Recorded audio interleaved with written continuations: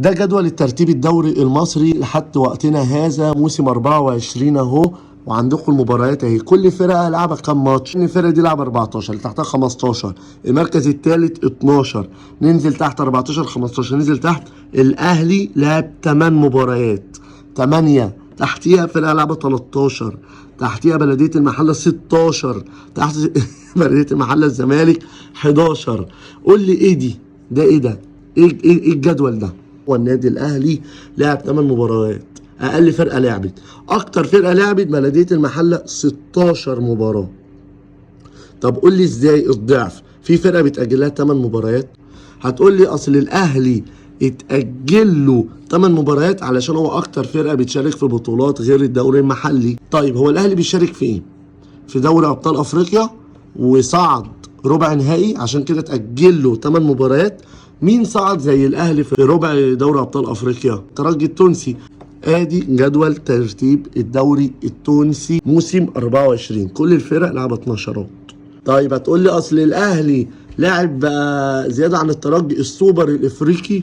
طيب مين زي الاهلي لعب السوبر الافريقي؟ صن داونز هي اللي خدت السوبر الافريقي، يعني لعبت ماتش زياده عن الاهلي عشان خدت البطوله ولعبها في الدوري المحلي، وكمان صعدت زي الاهلي في ربع النهائي.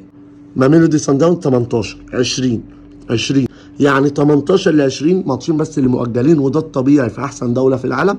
اكتر فرقه بتشارك في بطولات بيتاجل لها ماتشين بحد اقصى. هتقول لي اصل الاهلي لاعب عن صن داونز بطوله زياده، كاس العالم للانديه. طيب مين بيلعب في كاس العالم للانديه خد البطوله؟ ومين بيلعب دوري المحلي؟ ومين بيلعب الشامبيونز ليج؟ ومين بيلعب كاس الرابطه؟ طبعا هنقول مانشستر سيتي الدوري الانجليزي. جدول ترتيب الدوري الانجليزي لموسم 24، ارسنال اهو 28 28 28 29 28، اللي هو المعظم كله لعب 28 29. وازاي يبقى في تكافؤ فرص؟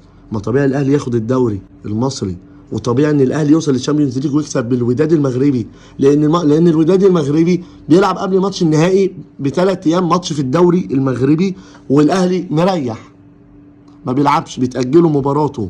طبيعي الاهلي يلعب الترجي التونسي، والترجي لعب قبلها مثلا ماتش الصفاقسي، والاهلي يكون مريح، وعشان كده الاهلي بيكسب. ولو لاحظت ان من 2017 ل 2024 الاهلي واصل نهائي دوري ابطال افريقيا حوالي 6 مرات، خسران 3 وكسبان 3. ليه؟ عشان فرقه مرتاحه، دي فريق مرتاح.